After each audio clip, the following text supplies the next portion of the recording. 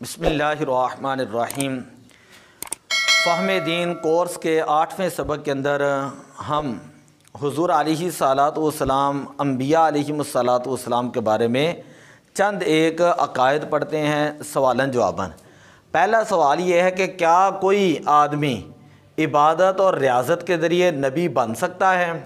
کیا کوئی آدمی عبادت اور ریاضت کے ذریعے نبی بن سکتا ہے؟ یہ سوال سمجھ آ گیا نا؟ تو اس کا جواب یہ ہے کہ ہرگز نہیں۔ نبوت اور رسالت اللہ تعالیٰ کا خاص عطیہ ہے، جسے چاہے اپنے فضل سے دے۔ عبادت اور ریاضت کا اس میں کوئی دخل نہیں۔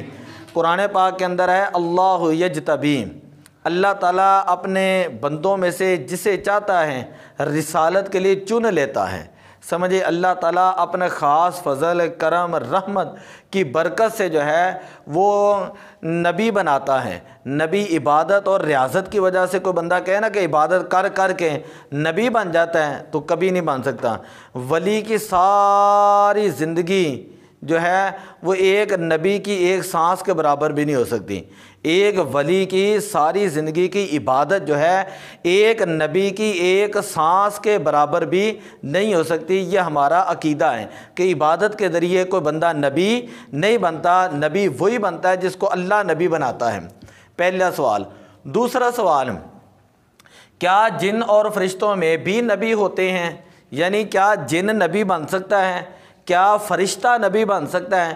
تو اس کا جواب یہ ہے کہ نہیں، ہرگز نہیں۔ صرف انسانوں میں سے نبی ہوتے ہیں، اور مرد نبی ہوتا ہے اور عورت ہرگز نبی نہیں ہوتی۔ یہاں تک جو ہے نا اس کا جواب آ گیا ہے۔ پچھلے سوال کا کیا جن بھی نبی ہو سکتا ہے؟ کیا فرشتہ نبی ہو سکتا ہے؟ تو اس کا جواب یہ ہے کہ جن نبی نہیں ہو سکتا، فرشتہ نبی نہیں ہو سکتا۔ نبی جو ہوتا ہے نا وہ انسانوں میں سے ہوتا ہے۔ نبی جو ہوتا ہے وہ کس میں سے ہوتا ہے؟ وَمَا أَرْسَلْنَا مِن قَبْلِكَ مِن رَسُولٍ۔ سمجھئے کہ اللہ تعالیٰ نے قرآن پاک کے اندر ارشاد فرمایا کہ ہم نے آپ سے پہلے جتنے رسول بھیجے ہیں وہ بشر میں سے بھیجے ہیں، انسانوں میں سے رسول بنا کے بھیجے ہیں۔ بات سمجھ آ گئی ہے؟ تو کوئی نبی جن نبی نہیں بن سکتا، فرشتہ نبی نہیں بن سکتا۔ ہاں جو نبی ہوتے ہیں نا، جن نبیوں کے پیروکار ہوتے ہیں۔ جس طرح ہم اپنے نبی کا کلمہ پڑھنے والے ہیں، اسی طرح جنوں کے اندر بھی مسلمان بھی ہوتے ہیں، کافر بھی ہوتے ہیں، فاسق فاجر بھی ہوتے ہیں، منافق بھی ہوتے ہیں۔ سمجھ آئیے؟ تو جن جو ہے وہ نبی کا امتی ہو سکتا ہے، جن نبی کا پیروکار ہو سکتا ہے۔ اسی طرح فرشتہ جو ہے وہ اللہ کے نبی کا اطاعت گزار ہو سکتا ہے۔ سمجھ آئیے؟ جس طرح فرشتے اللہ تعالیٰ نے اپنے نبیوں کی خدمت کے لیے مقرر کیے ہوتے ہیں، ٹھیک ہے۔ اسی طرح نبی پاک صلی اللہ علیہ وسلم معراج کی رات جبریل امین آپ کی خدمت کے لیے تشریف لے کر آئے، براق کے ذریعے پھر آپ کو آسمانوں پر لے کر گئے۔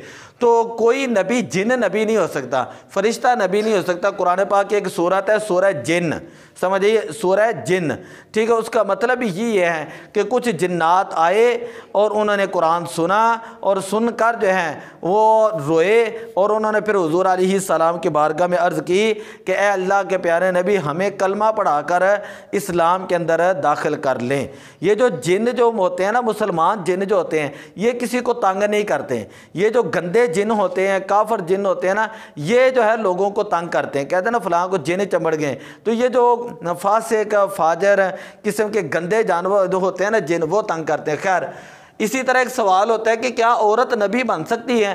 تو اس کا جواب بھی میں نے یہاں پر لکھ دیا کہ ہمیشہ مرد ہی نبی ہوتا ہے، ہمیشہ مرد ہی نبی ہوتا ہے، عورت نبی نہیں بن سکتی، عورت نبی نہیں بن سکتی۔ لہذا آج تک زمانے میں جتنی عورتوں نے نبوت کا جھوٹا دعویٰ کیا ہے، وہ جھوٹی جو ہیں وہ جھوٹے تھے نبوت کے، وہ نبی نہیں تھے۔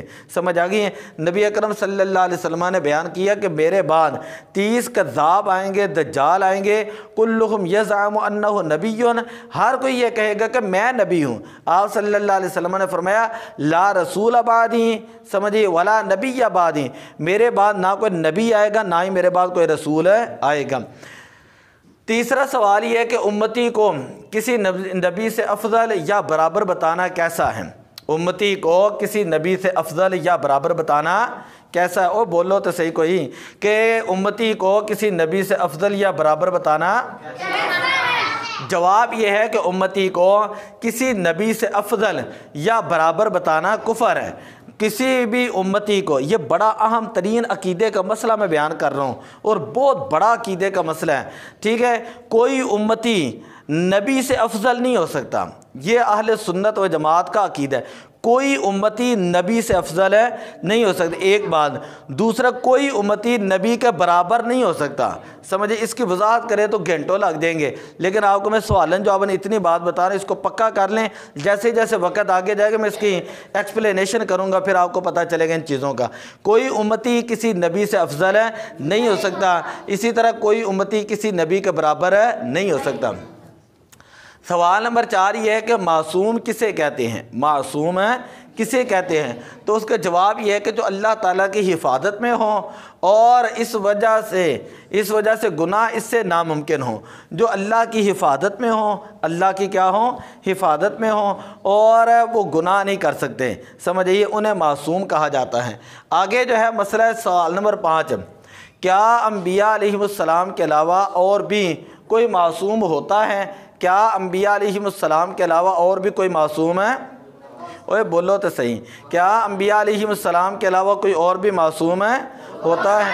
तो जवाब ये कि नहीं, मासूम सिर्फ अम्बिया अलैहिमुस्सलाम है और फरिश्ते होते हैं, और सिर्फ यही मासूम होते हैं। इनके अलावा औलिया बुजुर्गान दीन को अल्लाह ताला अपने करम से गुनाहों से बचा लेता है और वो महफूज होते हैं, और वो क्या होते हैं, महफूज।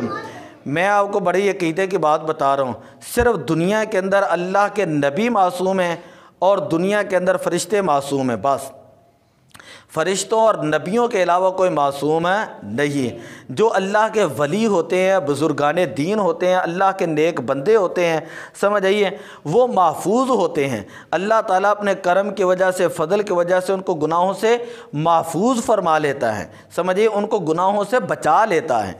लेकिन मासूम होने का अकीदा ये सिर्फ अल्लाह के नबी मासूम है और अल्लाह के फरिश्ते मासूम हैं। इसलिए हमारे प्यारे नबी सल्लल्लाहु अलैहि वसल्लम जो हैं, इनका एक लक़ब है ख़त्म नबुव्वत। जो हम कर रहे थे ख़त्म नबुव्वत कोर्स, तो हम ये कहते हैं अस्सलातु वस्सलामु अलैका या ख़ातमल मासूमीन। जिस तरह आप जो है वो नबुव्वत को ख़त्म करने वाले हैं, इसी तरह मासूमीन में से आप सबसे आखिर में हैं।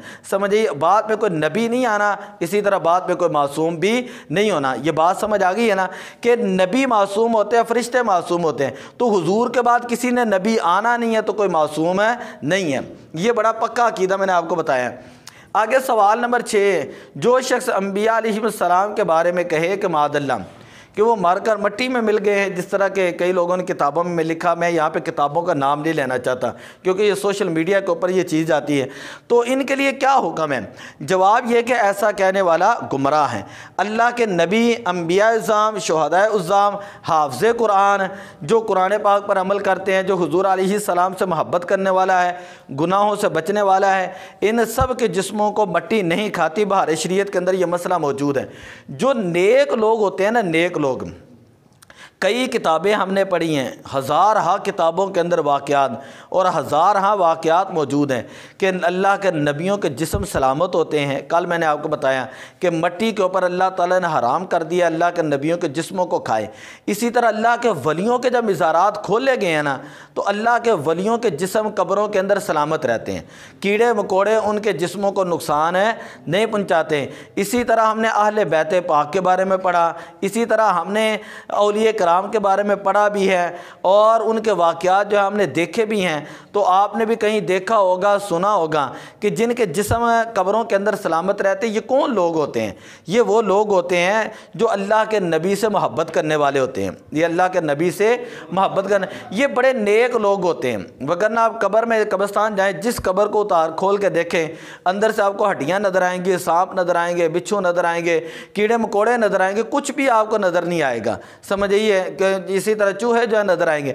लेकिन जिनके जिस्म कब्रों के अंदर सलामत होते हैं ना, सही सलामत, ये वो लोग होते हैं जो अल्लाह के नेक बंदे होते हैं, जो अल्लाह से डरने वाले होते हैं, जो कुरान पाक पढ़ते हैं, नमाज पढ़ते हैं, नबी पाक सल्लल्लाहु अलैहि वसल्लम से मोहब्बत करते हैं, अल्लाह के मखलूक से मोहब्बत करते हैं, मतलब गुनाहों से बचने वाले होते हैं, नेकी के काम करने वाले होते हैं, जो अल्लाह को याद रखने वाले होते हैं ना, अल्लाह ताला फिर उनके जिस्मों को जो है वो कब्र के अंदर भी सलामत रखता है। समझ आ गई है ना? फिर پھر ان کے صدیاں گزر جاتی ہیں، ان کے صدیاں گزر جاتی ہیں، ان کے جسم قبروں کے اندر کیا ہوتے ہیں؟ سلامت ہوتے ہیں۔ اور یہی ہمارا عقیدہ ہے، یہی آج تک جو ہے وہ عقیدہ پہلے جتنے نبی ہیں ان کے بھی زارات ہیں، حضرت موسیٰ علیہ السلام، اسی طرح حضرت شعیب علیہ السلام، حضرت ہود علیہ السلام، حضرت یوسف علیہ السلام، یہ بڑے بڑے اللہ کے جلیل القدر نبی ہیں، ان کے آج بھی دنیا کے اندر بڑے جلیل شان جو ہے ان کے مزارات موجود ہیں، اللہ کے ولیوں کے مزارات موجود ہیں، اسی طرح اہل بیت پاک کے بڑے بڑے عالی شان مزارات جو ہیں وہ موجود ہیں، کہ دنیا سے جانے کے بعد بھی ان کا فیض وہ دنیا کے اندر اللہ تعالیٰ منتقل فرماتا رہتا ہے۔ اتنی بات سمجھ آ گئی ہے کہ یہ جب دنیا سے چلے جاتے ہیں قبروں کے اندر بھی ہوتے ہیں، تو اللہ کے قرآن یہ کہتا ہے وعد اللہ الذین آمنوا وعملوا الصالحات لا یستخلفنہم فی الارض، اللہ نے ایمان والوں سے اور ان لوگوں سے جنہوں نے نیک عمل کی یہ وعدہ کیا ہے، اللہ تعالیٰ ان کو زمین کے اندر اپنا نائب بنائے گا۔ تو اگر وہ زمین کے اوپر ہوتے ہیں تو تب بھی اللہ تعالیٰ ان کی زبان کے اندر شفا پیدا کر دیتا ہے، ان کی نگاہ کے اندر اللہ شفا پیدا کر دیتا ہے۔ اور جب وہ دنیا سے چلے جاتے ہیں تو ہم ان کے مزارات پہ جاتے ہیں۔ داتا علی حجویری رحمۃ اللہ تعالیٰ علیہ ہمارے قریب ہیں، خواجہ معین الدین چشتی اجمیری رحمۃ اللہ علیہ دیکھ لیں، مجدد الفسانی رحمۃ اللہ علیہ دیکھ لیں، اعلیٰ حضرت رحمۃ اللہ علیہ دیکھ لیں، غوث پاک رضی اللہ تعالیٰ عنہ دیکھ لیں، یعنی سالہ کئی صدیاں گزر چکی ہیں، لیکن ان کے مزارات آج بھی دنیا وہاں پہ جاتی ہے اور ان سے فیض حاصل کرتی ہیں۔ اگر اندر کچھ ہو ہی نہ تو فیض کیسے ملے گا؟